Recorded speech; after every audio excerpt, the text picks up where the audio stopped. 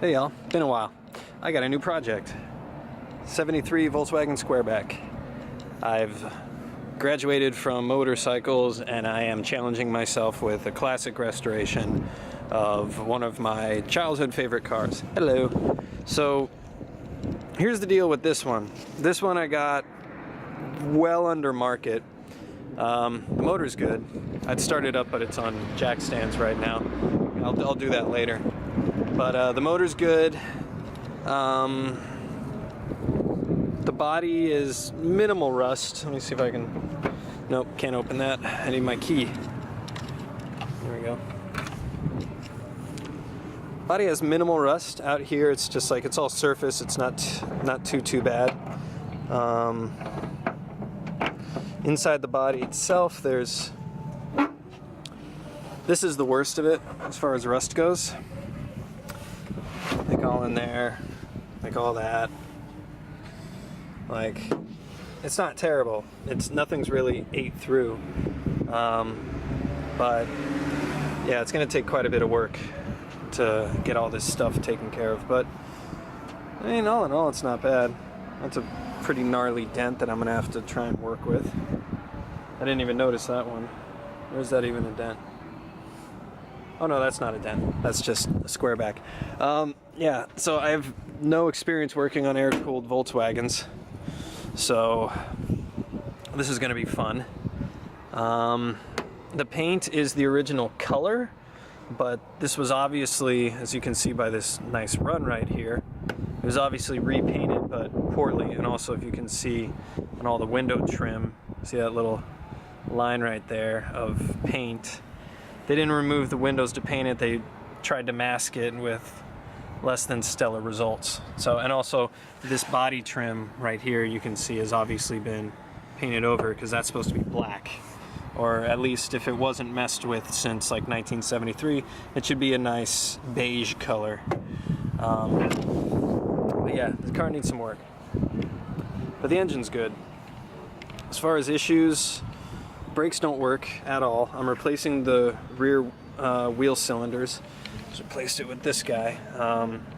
And it was definitely the issue because I had about this much brake play from like this much available. So the brakes were not very good. I had it towed back to my house. And when I opened up this drum, it was filled with brake fluid. So it's probably the cylinder. So I replaced that, and I'm going to re-bleed the entire system. I'll do the rear as well, and hopefully that'll fix that. But yeah, sunroof doesn't fit right. It's a little cockeyed, as you can see right there. I'm going to go in there and look at the guides and see what they're all about. This roof rack's pretty cool though, huh? Let's go inside. As you can see, like, this is the original color. And look at the glove box and all that. This is the right color. But it was just repainted, you know, quite poorly, whoever did it. So, there's trim. The only rust that really exists is, of course, underneath the battery tray in there. There's a nice hole, and I'm going to go ahead and patch that. Manual 4 on the floor. Missing the heater box. I think the heater blower. I don't know where the hell it is. Don't care. I'll figure that out. None of the electrics work. The speedo works. Fuel gauge doesn't work. Clock doesn't work. Damn near all the electronics doesn't work. But I mean, it drives well. It shifts well.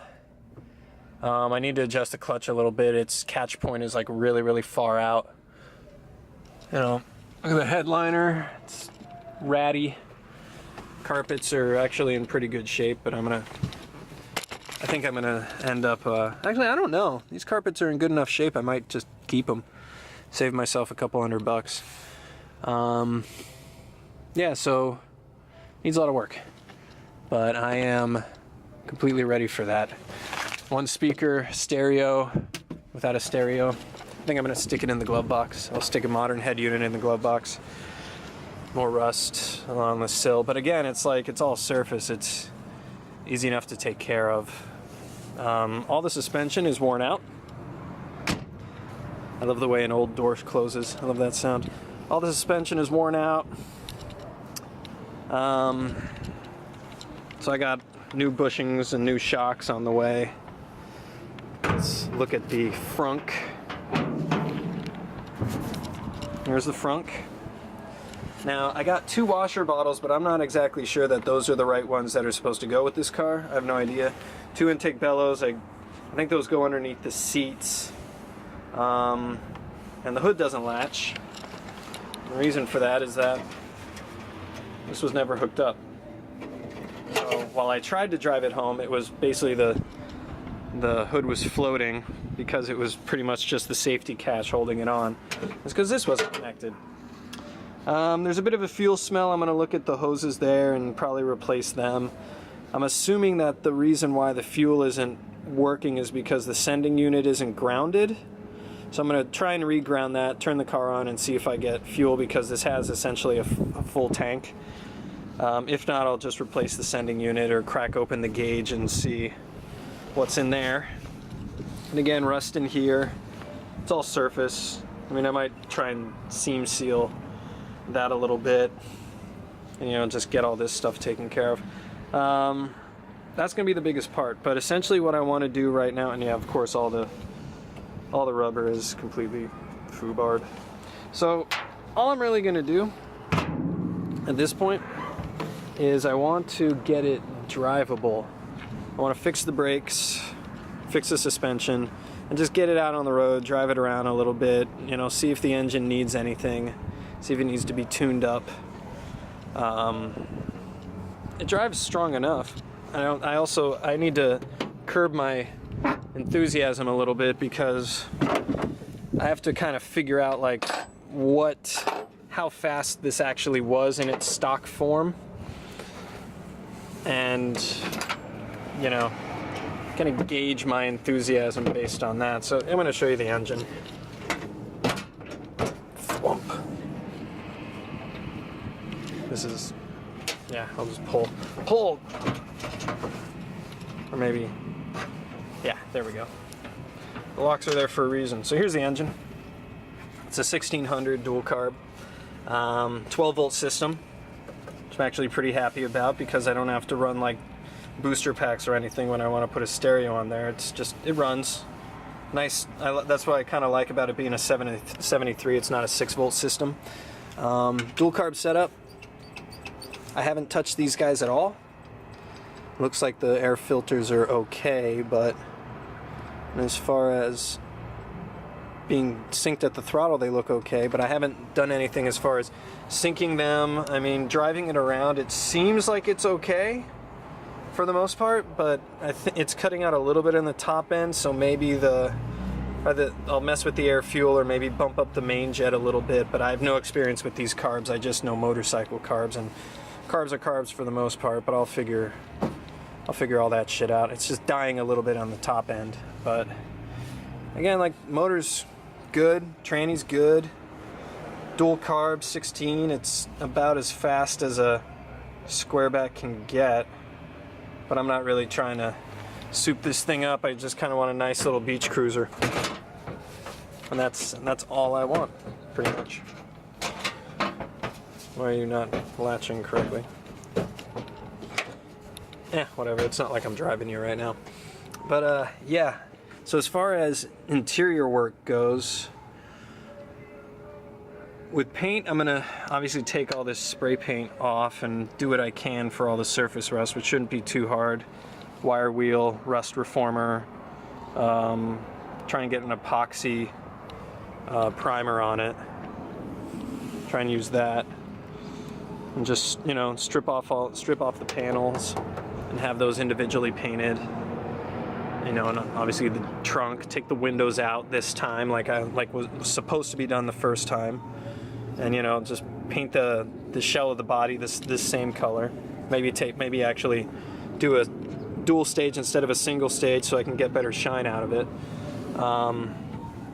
But as far as the trunk and the frunk, as far as like taking care of this sort of surface rust, now for the floor pans, I'm just going to POR 15 it and be done with it. And this is usually covered by covered by carpet as well, but I really like, oh, there's a little There's a little rust spot I just noticed. That's easy enough to patch up.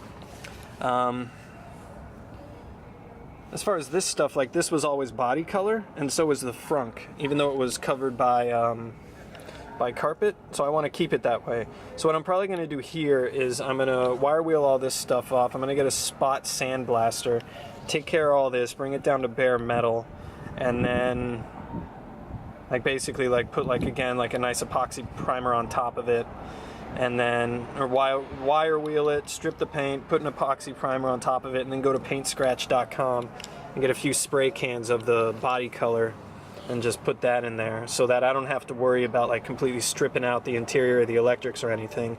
I can do the interior parts of the car like the door jambs and this kind of on my own, and then leave the exterior to the actual body shop to take care of. So I think that's how I'm going to do it. And this will close a lot better once there's actually a seal in there. So that's it, man. I mean, as far as this series, I'm not going to document it long form like I did with all my motorcycle stuff because frankly, I don't know the Volkswagen that well. So I kind of make myself out to be an idiot if I'm just kind of plodding along. Like, at least I kind of knew what I was doing for the most part with a motorcycle. With a Volkswagen, I got no friggin' idea. So most likely this is just going to be, hey, here's what I did today, and kind of leave it at that. But I'm excited for this, man. I can't wait for this to be done. This is a huge project, but I think I can handle it. Stay tuned.